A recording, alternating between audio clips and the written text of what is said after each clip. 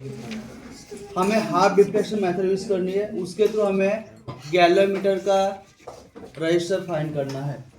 ठीक है, means capital G की वैल्यू फाइंड करनी है। ठीक है, अब ध्यान दो, अभी यही प्रैक्टिकल आपका ऐसा है, उसके अंदर आपको की यूज करनी है। अब की कहाँ यूज करनी है, तो आप देख सकते हो यहाँ पर दो लूप दिखाई दे रहे हैं, तो फर्स्ट लूप, ये आपका सेकंड लूप।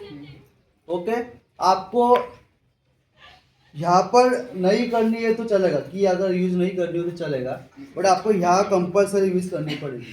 क्योंकि देखो थ्रू आउट प्रैक्टिकल जो आपको फर्स्ट लूप जो है वो ऑन रहने वाला है, सेकंड लूप को आपको ऑन ऑफ करना है।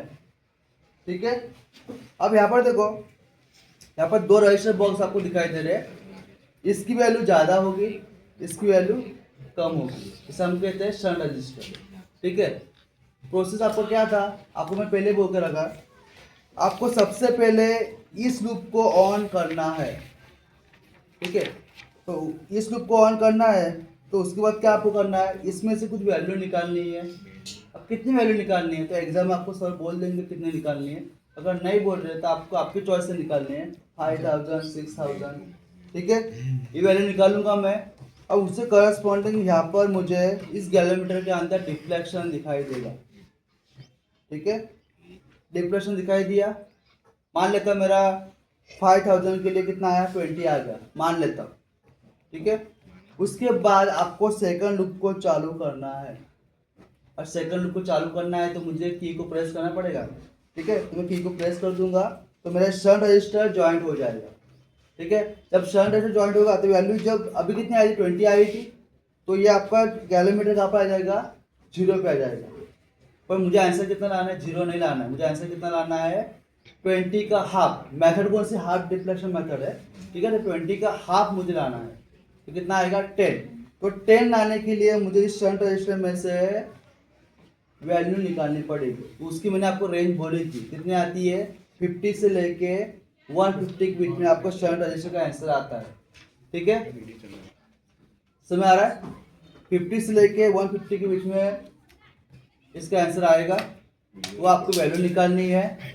समझ आ रहा है। अब सुनो, लास्ट पॉइंट, ये अभी जो प्रैक्टिकल किया, परफॉर्मेंस किया मैंने, वो 5000 के लिए किया। जब मैं 6000 या 7000 निकालूंगा तो देखो ये चेंज कर दिया, तो ये आपका चेंज ही होगा।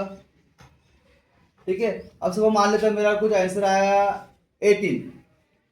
ठीक है, उसका हाफ कितना होगा, 9। तो देखो जब मैं सेकंड लूप चालू करूंगा, ऑन करूंगा, शंट रजिस्टर की वैल्यू आपकी, भले आपको ये कुछ भी चेंज कर रहे हो, ये जो आपका आंसर आएगा वो थ्रू आउट प्रैक्टिकल आपका कांस्टेंट रहने वाला है। ये आपका सपोज 120 आ रहा है, तो भले आप यहाँ पर आप कुछ भी चेंज करो, ये आपका 120 ही रहेगा। उसके लिए आपको हाफ दिखाई देगा। 18 का हाफ कितना होता है, 9, तो ये आपको यहाँ पर दिखाई देगा वैल्यू। भले पहले से आप 120 निकाल के रखो तो डायरेक्टली आपको हाफ मिल ही जाएगा।